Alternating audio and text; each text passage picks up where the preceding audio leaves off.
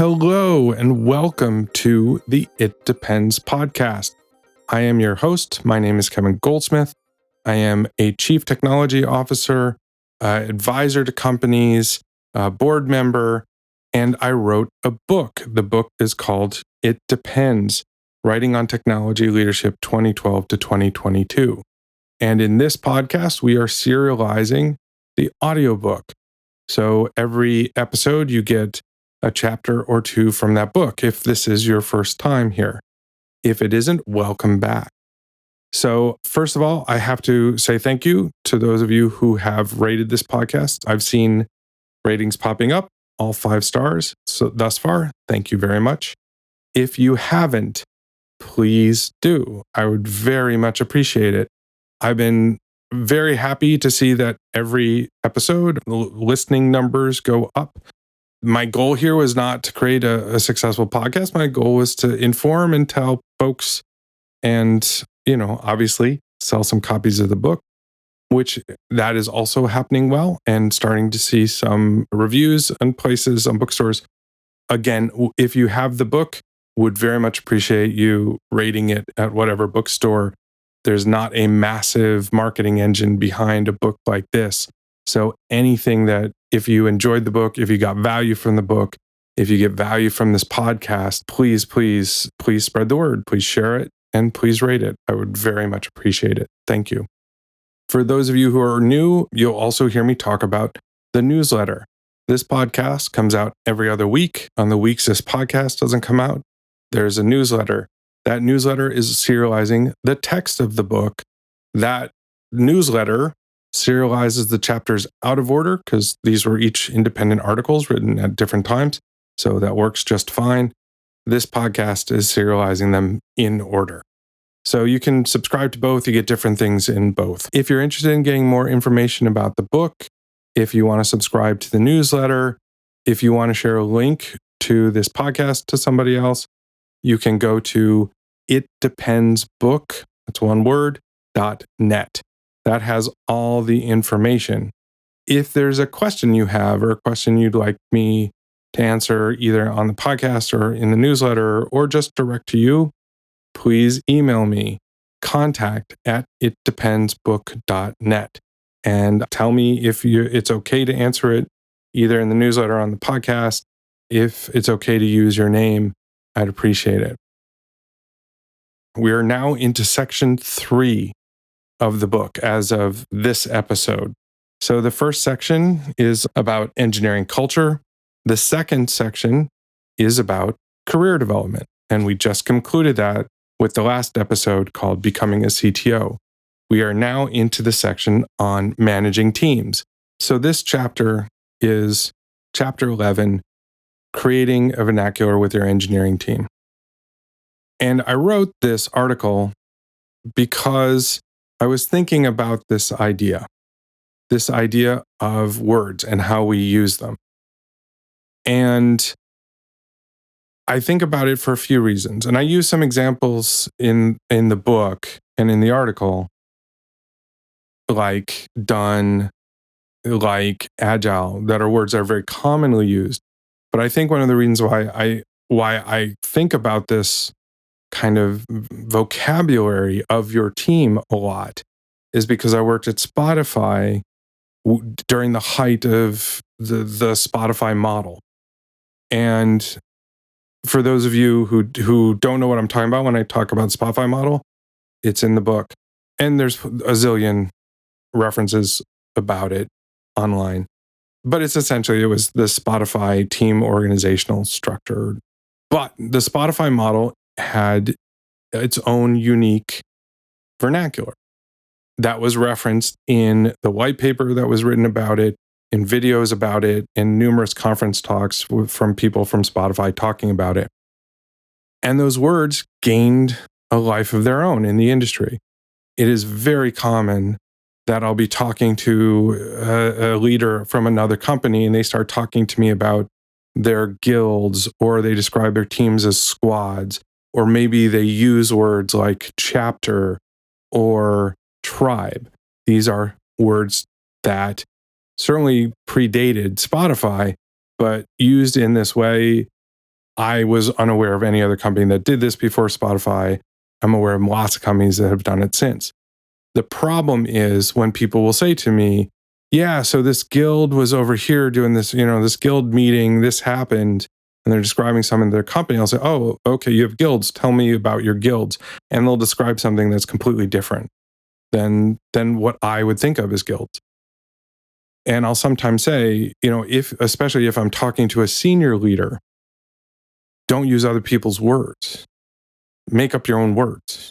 If you're going to do something that's unique to your company, make up your own words for those things. One, because anyone joining your company who has read the Spotify white paper, seen the video, let alone worked at Spotify, comes in and you're constantly talking about guilds and they're constantly saying, wait a second, they're constantly having to translate in their head what you think, your version of that word. But also, especially if you're a senior leader, let's say you've kind of defined some of your own team structures or you've defined some of your own ways of doing things. That genius of Spotify, and it was never intended this way, that genius of creating its own vocabulary.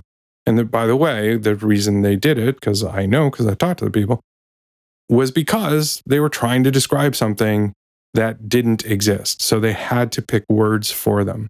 They weren't taking something that was the same as somebody else and just inventing a new word for it.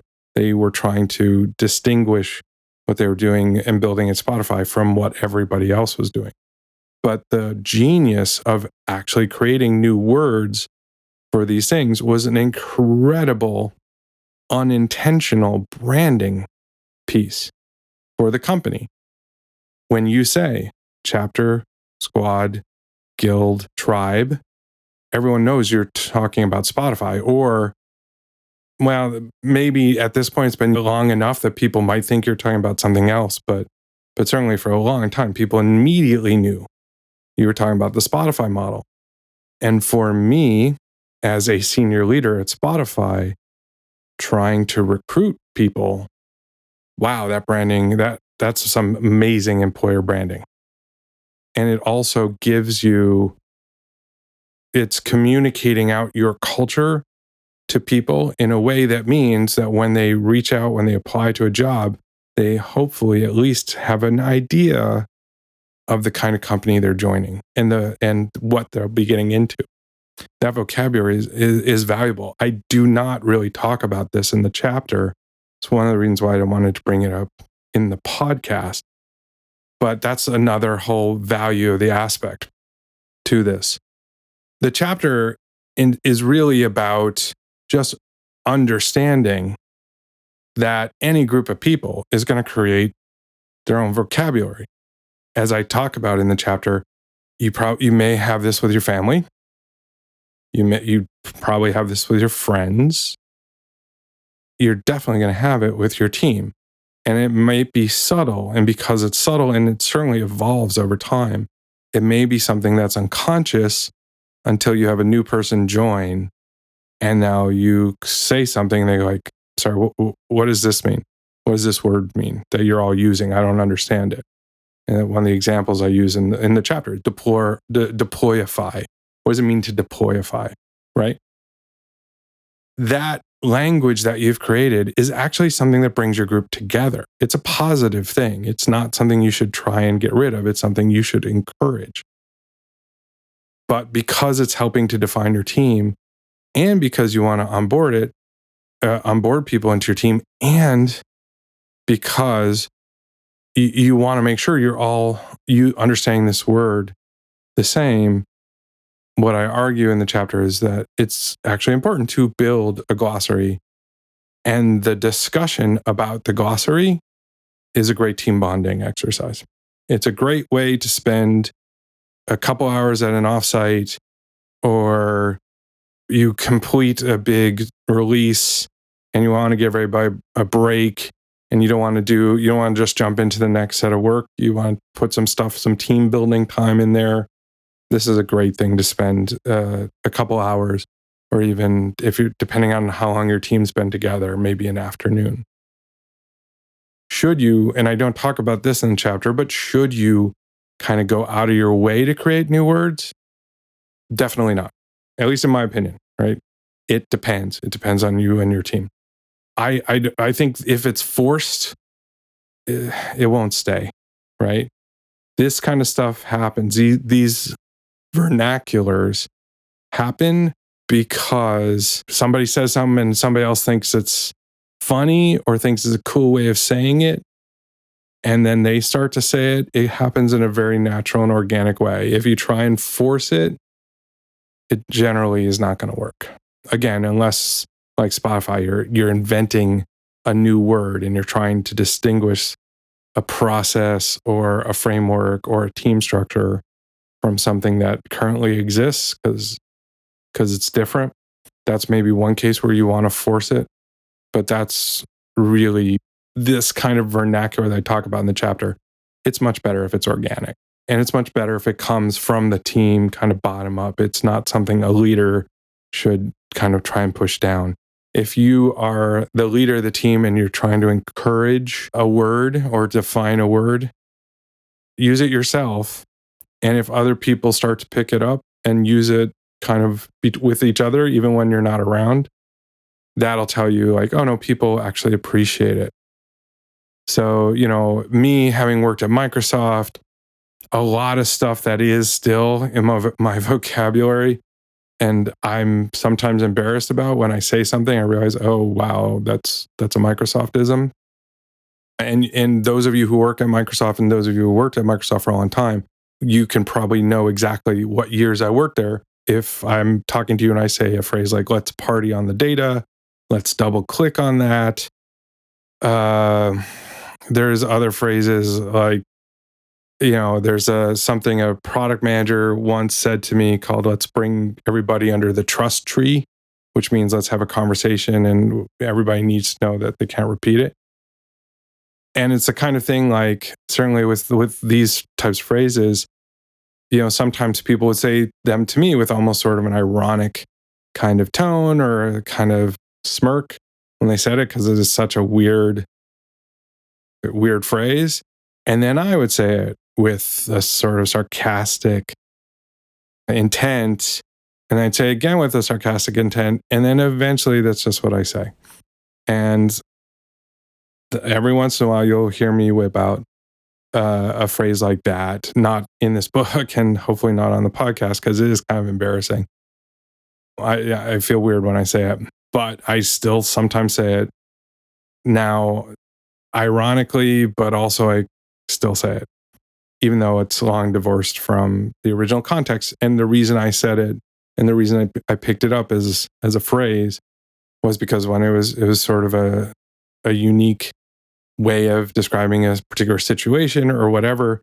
And in my case, I have an ear for these kind of silly business jargon. I like to make fun of it. And I make fun of it until all of a sudden it's what I say. A lot of people are like that.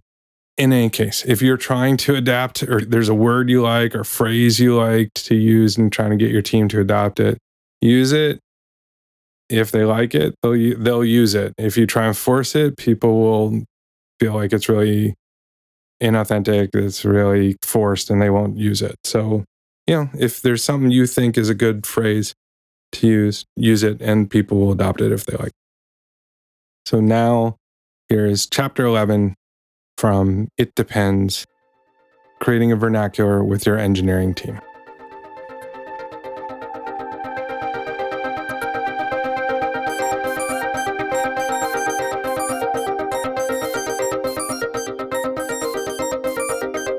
Building a Vernacular with Your Engineering Team. Originally published January 8, 2021. Teams consist of people. People communicate via common language. The base unit of most languages is words. The impact of language. Whether written or spoken, words are essential, both the general terms we use and those specific to our work. The terms and phrases that are specific to our jobs or our companies create a vernacular. The definition of vernacular, according to Merriam-Webster, is the mode of expression of a group or class.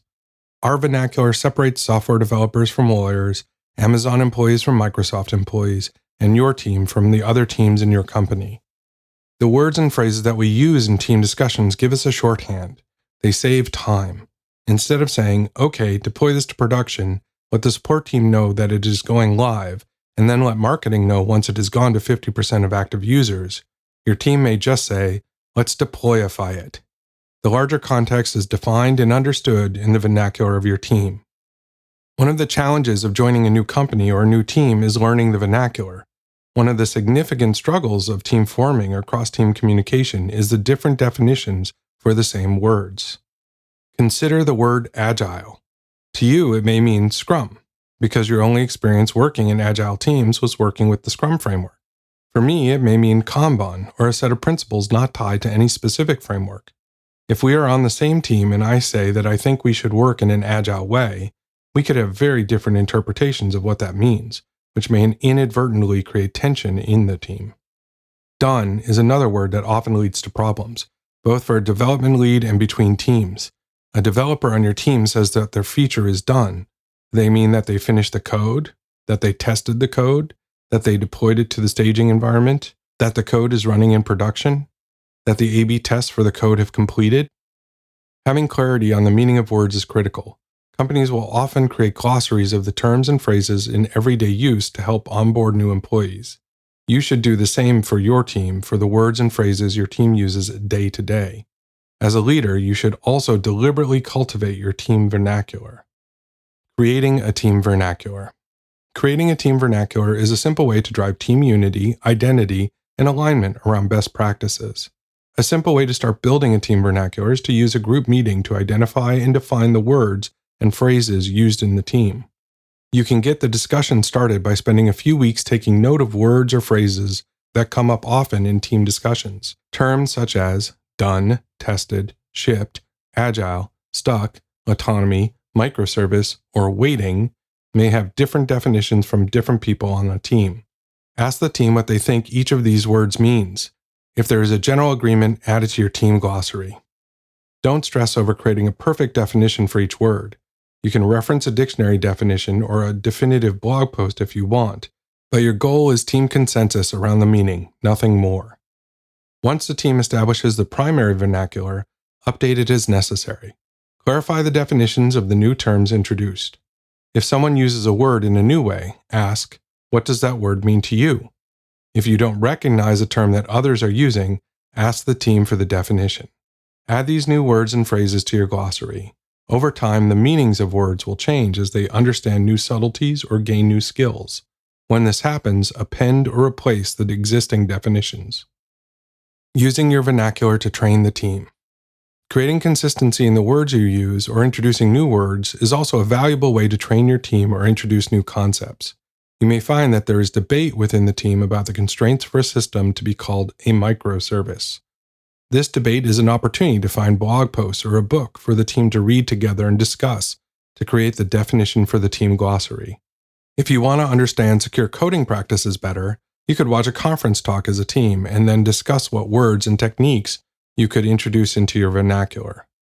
As you build your glossary, include the phrase and what it means to your team and the references your team used to arrive at that meaning.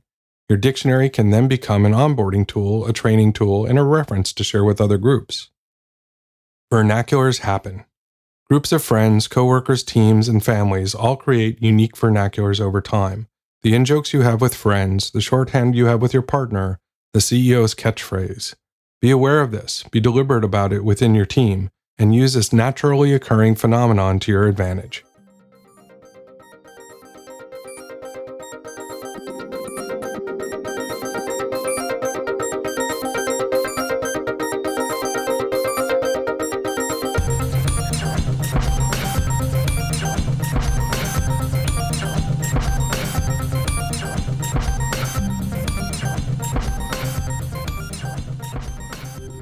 Thanks for listening. I hope you enjoyed that chapter. I hope it was informative at some level.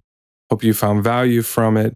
If you did, please rate the podcast wherever you're listening to it. Please share it. If there's somebody else you know that you think could get value from it, I would very much appreciate it. Thanks again. I'll see you next time.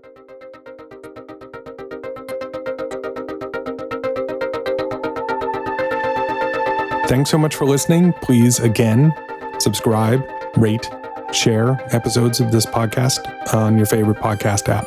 Thanks again. I'll see you soon.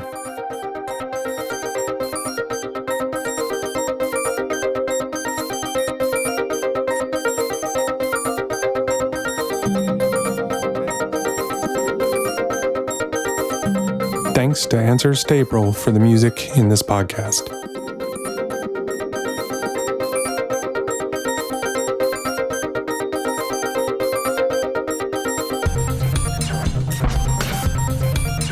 This podcast is a production of Unit Circle Media.